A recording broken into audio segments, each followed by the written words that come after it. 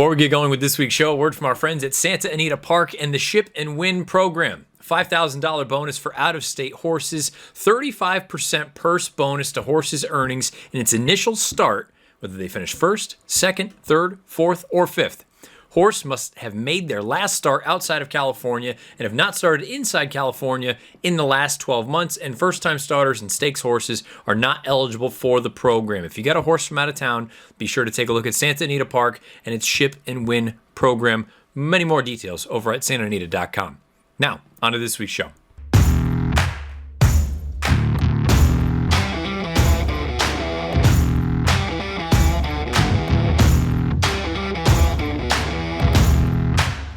What's happening? Welcome into the Matt Bernier Show, part of the In the Money Media Network. My name is Matt Bernier. You can follow me on Twitter at Bernier_Matt. Today is Monday, March the 21st, 2022. It is episode 108 of the pod. However you listen, thank you for doing so. You can find it many, many different ways. Basically, wherever you listen to your podcasts, Apple Podcasts, Spotify, SoundCloud, InTheMoneyPodcast.com. If you watch over on YouTube, search bar Matt Bernier Show, you will get this episode along with the 107 prior. And as always, however you listen, please rate, review, subscribe, bell icon, make sure it's lit up over on YouTube. That way you get notified anytime new content is uploaded to the In the Money Media channel. This week's show is going to be extremely lean. Extremely lean. There wasn't much to talk about from last weekend. The good news is, now we're into the thick of it. The first 100-point Kentucky Derby prep comes up this Saturday down at the fairgrounds in New Orleans. It's going to be the Louisiana Derby. Not a giant field. You've only got 9 3-year-olds that are going to go a mile and 3/16. Another reason that this is one of the more intriguing Derby preps before we get to Louisville. This will be the farthest, at least in the United States, that any of these 3-year-olds will navigate as far as the distance is concerned before the mile and a quarter the first Saturday in May at Churchill Downs. So I'm going to go through horse by horse. Won't take a great deal of time because, honestly, I think it's a pretty top-heavy race. But we'll go through the field of 3-year-olds going a mile and 3/16 in the TwinSpires.com Louisiana Derby coming up on Saturday. We'll wrap things up with a look ahead to the next round of NCAA tournament games, give you some projections, possibly a couple of bets. Yes, on this show last week, I said I'm giving out and I'm putting a little ticket in, a future ticket, on the Iowa Hawkeyes to win the national championship. And sure enough, they got bounced by the 12-seeded Richmond Spiders in the first round. I just could not have predicted that Iowa would go 21% from 3. Just was not ever a consideration, given the way that they had come into it, given what the model had suggested. You know what, though? The beauty of it is, that's why we bet on games. So you're not totally out of it. When one bet fails, that doesn't mean that you just stop entirely. You got more games that you can play. Had a lot of luck the first weekend. I think I went 5-1 in my plays, 4-1, 5-1. So good start there. Had a couple of in-game looks that, if you're following me on Twitter at Bernier_Matt, suggestions. Maybe you wanted to look at one. Maybe you did. Maybe you didn't. It's entirely up to you. But I'll be doing much of the same as we go forward. But that's how we'll wrap up this week's show. Taking a look at the next round of the tournament, offer you some projections through my model. But let's start with some horse racing. Before we get into this, though, a word from our friends at Sam Houston Race Park, because this coming Saturday is a big, big day. Not just because there's an NHC qualifier coming up on March the 26th, in which $1,000 entry fee. It's all bankroll. You keep what you have left. Tour points will be available, and the top 2 finishers will win all expenses paid trips to next year's National Horse Players Championship out in Las Vegas. More details on that contest over on shrp.com. But it's also Texas Champions Day. So not only do you have a great contest at Sam Houston Race Park on Saturday, you're going to have great racing all day as well. And typically, as someone who's played in a fair share of contests, maybe some of you have never tried before, and this will be your first time through. It's always nice when you have good races that coincide with the contest. Unfortunately, there have been times in the past, for a myriad of reasons, why or where you have had a contest coinciding with either terrible weather, short fields, this, that, or the other, and you just, it is what it is. There's nothing you can do about it. It's nice when you've got good racing, you've got good horses running, and that's all happening at Sam Houston Race Park on Saturday, March the 26th. That's this Saturday. You're going to get Texas Champions Day and the NHC qualifier. At probably similar time, you'll be able to watch while you're at Sam Houston the ongoing racing at the fairgrounds. And race number 12 is the Louisiana Derby. It's a 100-point Derby prep. Now, I say it's the first domestic prep race worth 100 points. That's because earlier in the day, out at Meydan in Dubai, you're going to have the 100-point UAE Derby. You're also going to have a race out at Nakayama in Japan. And then the following day, and I'm not going to talk about it here, but you're going to have the 50-point Sunland Derby. It's a pretty light field. Slow Down Andy's going to be a prohibitive favorite. I don't think he's particularly strong. Do with that what you will. That's a fun race. You can find analysis for that race in a million different spots. I'm focused on this one because the top 2 finishers, in all likelihood, will secure their starting spot in the Kentucky Derby. And you've already got a big horse in here who has his points in Epicenter. We'll get to him. Again, I'm going to take him right in post position order. Give you what I would deem fair odds from a win standpoint on each one of these runners and give you a little bit of a blurb about each. So we'll take them right in order. Here we go. The number 1, Silent Power. Made him 99 to 1. Give him a 1% chance of winning. This is a horse stretching out in distance significantly. From a speed figure standpoint, seems to be up against it. From a running style standpoint, seems to be up against it. I don't mean to be rude. Just seems like you would need so many things to happen. Unforeseen things. For Silent Power, never mind a win, to get a piece of this thing. Silent Power to me is a total pass. The 2 is Zozos. Now, I was on Howard Kravitz's podcast earlier, or at the end of last week, the HHH Racing Pod. If you haven't seen it, go check it out. Howard's over on YouTube. Search bar, you'll find it. And you can listen anywhere you listen to your podcast. He brought up Zozos, and I said, I'm sorry, I don't know who that is. I've been a little bit out of the loop. A lot of hockey, a lot of college hoops, a lot of NBA, all sorts of different stuff going on. I had no idea who the hell Zozos was. Well, now I see him in the past performances. I go through, look at that Oaklawn race. I see the fig. I go, okay, yeah, promising enough. I see the pedigree. I go, face value, a little sprinty. But we'll take a look. I pull up the tape for that Oaklawn race. And it's stunning. It's a really, really strong stretch performance. Having said that, you have to take into consideration how he finished and why he finished that way. Zozos is a son of Munnings out of a forestry mare.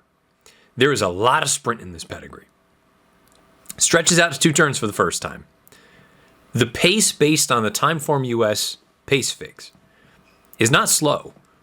It's glacial. 82, 81, 87, and this horse is a length and a head off. I mean, they're walking out there. So he had every right to have something left in the tank for the stretch run. Now, he put 10 lengths on the field in effectively a quarter mile. Not easy to do. Takes a good racehorse, or maybe it takes a terrible field. Probably a combination of the two, but for what it's worth, the 7th place finisher that day came back and won next out with a 91 buyer. So I don't think it's a total disaster of a field. He looked exceptional winning that race. Then I said, well, let me go back and watch the debut at the fairgrounds, going shorter, see what that looked like, because he rallied from off of it. There was a much hotter pace signed on that day. He never changed leads, but he defeated a couple of next out winners. 2nd and 3rd place finishers, they came back, broke their maidens with 74 and 72 buyers. The 8th place finisher came back and finished 2nd with an 85 buyer in the next race. So while visually the sprint race wasn't nearly as striking as the route race, clearly the horse can run. In great hands with Brad Cox and Florent Giroux. My only fear, and this can go a few different ways. On figs, he's a little bit light, but he's proving that he can run. When confronted with a much faster pace, how does he finish? Not only how does he finish, but factoring in that he's stretching out an 1/8 of a mile. And this will be his 3rd start in 2 months. They're asking a lot of this horse in a very short amount of time. The talent seems to be there, but what happens when he has to go a longer distance with what you can't help but think is going to be a faster pace? Zozos is the sort of horse that if he were going to be 8 to 1, which I believe is his morning line, which I don't think there's a chance that that happens, he's interesting. I made him 3 to 1 for fair odds. And I'm acknowledging, and I'm saying it right now, that's based on everyone else in this field. If I thought there were other legitimate contenders, he probably floats up a little bit simply because he's going to have to do a number of things for the first time. But if you believe the tape, that last run at Oaklawn was sensational. I'm a little dubious just based on the dynamics and how that whole thing played out that's why he was able to kick on the way that he was. He sat just off. It was a beautiful trip. It was a great ride. Sat just off an absolutely glacial pace.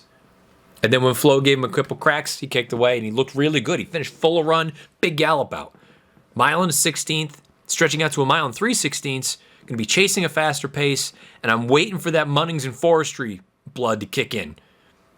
There are a number of question marks, but if you want potential and upside, Zozos is probably it. The only other thing I'll throw out about Zozos before we move on, 92 Beyer in that most recent run, 70 Beyer in the debut. Giant difference, 22 points.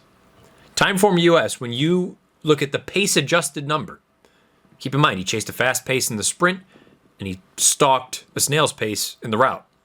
Pace-adjusted, 98 in the debut, 99 in the second start. It's not a bad thing, but it's acknowledging that he's considerably slower based on those metrics than some of the other horses in this race. Zozos, I made him 3-1. He's my second choice in this race. The 3 is Call Me Midnight. He's 6-1 in the morning line. I made him 15-1. I thought the Lecomte could not have played out any better for him from a setup standpoint. The pace was hot and heavy. He came with a big run. He finished well, but he had the ideal scenario. And for that to present itself again seems unlikely. Doesn't look like there's a ton of speed in this race, in my opinion. I know Timeform US has a red bar indicating a fast pace. I'm not really seeing it. I think it could be very similar to what we saw in the Risen Star, unless Zozos is very aggressive out of there, in which case maybe it does set up for Call Me Midnight. But I just thought he had everything go his way that day. If he wins, I will tip my cap and say I was wrong. I apologize, but for the time being, I need him to prove to me he can do it in less advantageous circumstances. I made him 15-1. Call Me Midnight rallying from off the pace. Curly Tail, I made him 99-1. Now again, when I bring up 99-1s, there are a few of them in here, and it's purely because there are a couple horses that I've given the vast majority of my 100 points when you go through and you make a fair odds line. Curly Tail is a nice horse. Dallas Stewart has won, and even when they haven't won, they have fired big shots in big races at giant prices. So maybe Curly Tail is that kind of horse. The pedigree, you assume he wants to run 7 miles. I just think there's a lot going against him in a spot like this. And one of my favorite questions, sort of, when you're sitting there going through a race, and you identify a few horses that have similar running styles. Let's say you're looking for a closer. Is he even the best closer in the race? If he's not the best closer in the race, and he's going to be spotting lengths to the horses that are going to get a head start, it becomes that much more difficult to make a case for him. Curly Tail, I made him 99-1, as did I with Capuna.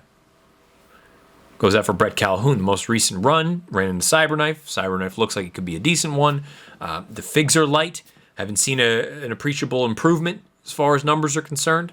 You've got a couple little incremental steps forward, but for all intents and purposes, horse just isn't fast enough to win in a race like this right now. But maybe second start going long at the fairgrounds. You know, you get a nice couple bullets in your back pocket if you're looking for a horse like this. He's 8-1 on the morning line. I made him 99-1. And again, I recognize it's not meant as a knock. It's just that there are other horses that I think offer more appeal in a spot like this. And with a fair odds line, it has to add up to 100. Keep in mind, I've already given Zozos 24, and we haven't even gotten to the 6-horse Epicenter, who we will now. He's 7-5 on the morning line. I made him 7-5. That is 40%. So now between Zozos and Epicenter, you have 65% of 100 gone. That's 35% for the other 7 horses. So you see how quickly those numbers can just dwindle. Epicenter I think he's a good horse. I've been a fan of him from day one. Anyone who's listened to the show before has heard me wax poetic. The last 2 runs are what scare me about this horse. He worked really hard in the Lecomte. He ran the best race. There was no doubt in my mind. I said it after that.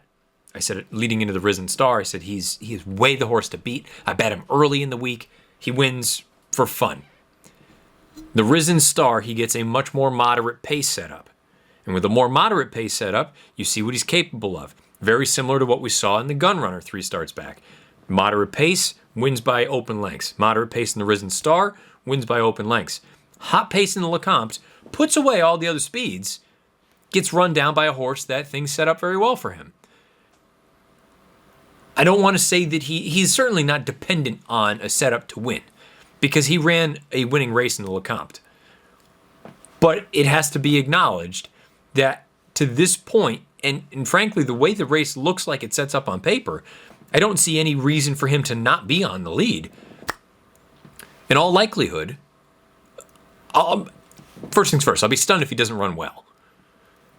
But in all likelihood, you're going to get into the Kentucky Derby with a horse in Epicenter that I have no idea if he would actually pass horses. He hasn't really had to this point. That's not his fault. But it's something to consider with a horse who, let's say he runs a big race on Saturday. I can almost guarantee you he's not going to make the lead in the Derby. With Forbidden Kingdom and some of these other speeds in there. Early Voting, who we'll see in the Wood Memorial. Some of these other horses are legitimately fast early. Not that he is slow, but my point is, and I think you can understand my point. He's fast, but he's not like off the charts fast. So that's something to factor in, 8 weeks from now. But for now, you've got a horse that in all likelihood goes right to the front. We know that he likes the fairgrounds. I have no doubt that the distance is within his range. It's already got the mile and an eighth. Not worried about that. He's firing bullets. 59-3 on March 7th. 59-4 on March 14th. He just continues to look like what he's looked like all along. A quality racehorse. He's class. He's very good. If you'll remember back to the Risen Star, I thought there was a chance that the Beyer speed figure was a little bit high. 4 to 5 points. If that's the case, then perhaps you're looking at a race that's a little bit more open than I'm suggesting it is. But I think Epicenter is squarely the horse to beat. I think it goes right to the front, says come and catch me. And honestly, aside from Zozo, there's really one other horse that I could possibly see something happening, and we'll get to him in a bit. But Epicenter, to me, this is his race to lose. If Zozo goes and runs him down, so be it. If somebody else goes and runs him down, so be it. But he should have, I think, a setup similar to the Risen Star. And if that's the case, I think everybody else is probably in trouble. Pioneer of Medina.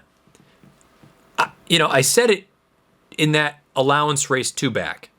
That he won, he earned the 80 Beyer. I said he just plugged along. Visually, I wasn't all that impressed. And then he came back, and he actually ran quite well in the Risen Star. But there's nothing in that race, last out in the middle of February, for me to project that he's all of a sudden going to go and beat Epicenter.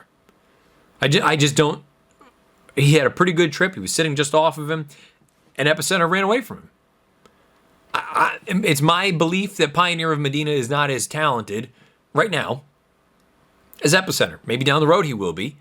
But it's hard for me to make a case for him. He's 5-1 on the morning line. I made him 12-1.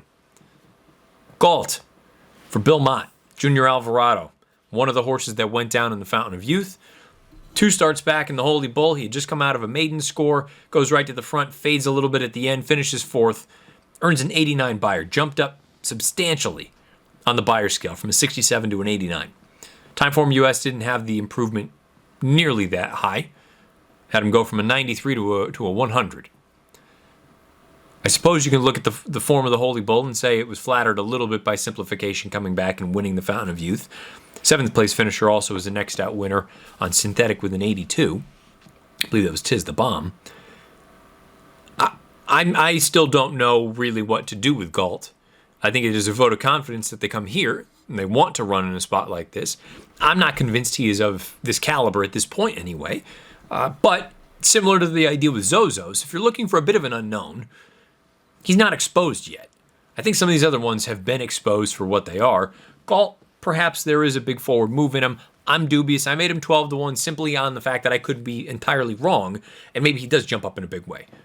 I'm not expecting it, but perhaps it happens. And then the outside horse. Oh, what are we going to do with Rattle and Roll? for Kenny McPeek. Loved him going into the Fountain of Youth. Thought he was actually the horse to beat. He said if he runs back to his breeder's futurity, if that's any kind of an indication of what he could be, that was arguably faster on some scales than what some of the 3-year-olds going into the Fountain of Youth had earned. So if he can just come back and replicate that, he's in with a chance. And going into the far turn, he cruises right up. He's got a beautiful pocketed up spot down on the inside. And then it was like he just stopped running. I can't think of another run that was so confusing, because how'd you go from looking so good to just stopping? That, to me, is usually not a good sign. Now, maybe he needed the race. He came back and he worked 5/8 and 58 and 4. That's going to look fantastic on paper. You can go on to XBTV and watch the actual workout itself. He worked with a horse called Smile Happy. It's my opinion. Anyone, you use your eyes, use your judgment. Watching that workout from March 19th, to me, there's no question who the better horse is. Smile Happy, relatively comfortably, is the best horse between these two. Now, that's not to say that Rattle and Roll is a bum. I've said before, I'll say it again. I think there's a real chance that Smile Happy is just the best 3-year-old, period. But Rattle and Roll had to work a little bit to keep up with Smile Happy. And that's the final tune-up for this spot. This is also going to be his first start, or I should say his second start, really, in 21 days. McPeak's numbers, past 4 years, dirt 1 to 21 days between starts, second start off a 145-day layoff or greater. 1 for 14, only 2 of them have hit the board, 37-cent ROI. I get it, it's not a huge sample size to be drawing conclusions from, only 14, but with only 2 of them running, and when I say running, hitting the board, it's a bit of a concern to me. I think the horse, I still want to believe that what I saw as a 2-year-old, and again, it has been brought up, and it's totally fair at this point, that the Breeder's Futurity looks like a bad race. So maybe he just looked good beating bad horses. Entirely possible. But the numbers for McPeak with this sort of a move, watching the tape of that most recent workout, granted it was with a horse who would probably be the favorite in this race if he were in here, Smile Happy. Rattle and Roll, I made him 8 to 1. Just because he's a bit of an unknown to me coming into this spot. So, where do I land? Unfortunately, I usually try to do something creative, give you some intriguing opinions that maybe you didn't come up with or you overlooked or whatever it may have been. I'm Captain Obvious here. I think Epicenter goes right to the front and says, come and catch me, and I don't think anybody does. If anyone does, I think it's Zozos because of what he looks like on tape, and he's just slightly raced. He's got a lot going against him because he's doing so much in a short amount of time, and he had a candy trip in that most recent run at Oaklawn. But I think there's a possibility that he's a serious racehorse. That pedigree also scares the hell out of me as far as a mile and 3/16 goes. And then I'd be lying if I said I didn't want Rattle and Roll to run well, because I think he's a good horse, but I've been wrong before. I could be wrong again. There you have it. The Louisiana Derby. It's a grade 2. Mile and 3/16 on Saturday from the fairgrounds. Let me know your opinion of this race beneath the video player on YouTube or on Twitter at Bernier_Matt. Not just your opinion of the race. How are you going to play it? Are you going to put together an exacta, a cold try? Are you just going to hammer Epicenter to win? Are you going to do something crazy? You look at it and say, it's Call Me Midnight. He's not getting respect. He already beat Epicenter on the square. He's the winner. Let me know. And everybody else beneath the video player on YouTube or on Twitter at Bernier_Matt. Now let's get into it. Very briefly, we'll take a look at the next round of NCAA tournament games, hopefully give you a couple of winners. Let's wrap up episode 108, taking a look at the next round of the NCAA tournament. 4 games on Thursday, 4 games on Friday. Just going to burn right through them. The numbers and lines may change by the time you end up making a play or whatever it may be. I will let you know the 2 plays that I have already made out of these 8 games. Arkansas 74, Gonzaga 84. I've got the Zags winning by 10. That number at the moment, I'm seeing it 9. As far as the over-under is concerned, the total is 154.5.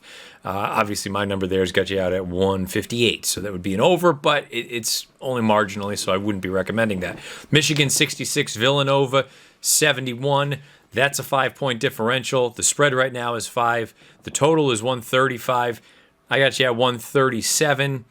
Again, not enough for me to make a play on the total. Texas Tech 71, Duke 69. Texas Tech right now I've got as a 1-point favorite, but that could certainly be moving more toward a pick. The total is at 137. I've got you at 140. So, again, not enough of an edge for me as far as an over-under kind of play is concerned. Houston and Arizona, I've got Arizona winning 73-72 over Houston. Houston is currently a 2-point underdog. So, if you really wanted to make a play there, maybe that's the way that you would go. Again, the margins are a little bit light for my liking. The total is 145.5. I've got it at 145 on the nose. So, again, totally pass. And I say 145.5. It's at 145. And my number's at 145. So it's a wash. We're not touching it. Move on to Friday. St. Peter's and Purdue. St. Peter's, great story. I think it comes to an end. At the end of the day, they are what they are. They're a 15 seed. I have St. Peter's scoring 59 points. Purdue, 73. That number is what, 14? Spread's 12.5. Total's 136. That'll get you out to 132. I guess you could play the under in that case. 4 is still a little light for my liking, but you could throw that out there if you were really so inclined. Providence and Kansas. I've got Kansas winning 75-67. The spread of that game is 7, so that's more or less right on the number. Not quite to 75, but that, I have 8-point difference opposed to 7. Total, 141.5. I've got you out at 142. So pass on that. Here come the plays. North Carolina and UCLA. I have UCLA winning 76-71. That's a 5-point difference. When I made the bet, the spread was 2.5, with UCLA being favored. Now the spread is 2, which makes it that much more intriguing to me if you were somebody that, patience is a virtue. I thought I was doing something sharp by getting in early. You can get a better number on it now. I think UCLA can cover that number. The total is 142. I've got the total of this game out at 147. This is one that I would certainly consider going over, but because I've already got a play lined up for UCLA covering the number, that's all I'm going to go with. So for me, UCLA minus 2.5 against the Tar Heels. And then the last game, Iowa State, Miami. I have Iowa State winning outright, 69-68, but I took the 2.5 points that you're getting. Iowa State is a 2.5-point underdog at the moment. Looks like it could be moving to 2 here momentarily. The total is 133.5 as far as that's concerned. I've got it at 137, so 4.5-point difference there. Not interested. You could be, you could twist my arm. Maybe I would make a play, and we'll find out how the games are going over the next few days. But that's what I'm looking at right now. So the 2 plays that I'm making between the Thursday-Friday games, not including anything that could happen in game.